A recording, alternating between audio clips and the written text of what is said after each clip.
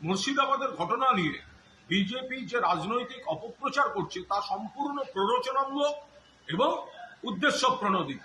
মুর্শিদাবাদের ঘটনা নিন্দার, মুর্শিদাবাদের ঘটনা কেউ সমর্থন করে না। মুর্শিদাবাদের ঘটনার পর মাননীয় মুখ্যমন্ত্রী এবং পুলিশ প্রশাসন সমস্ত দায়িত্ব পালন করেছে।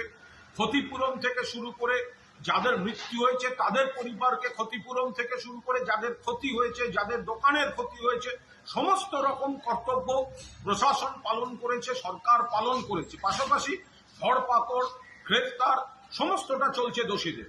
এর পাশাপাশি একটা লার্জার কনস্পিরেসির একটা অ্যাসপেক্ট রয়েছে।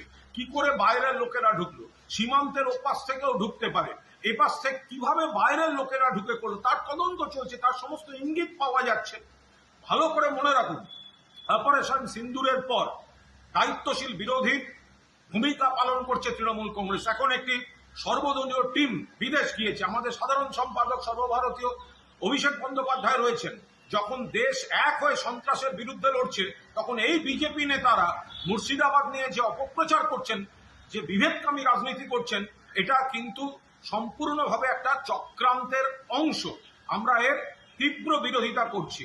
যে ঘটনা ঘটেছে তা নিন্দার, কিন্তু তার পরিপ্রেক্ষিতে সমস্ত কর্তব্য পালন করেছেন মমতা বন্দ্যোপাধ্যায় এবং সরকার।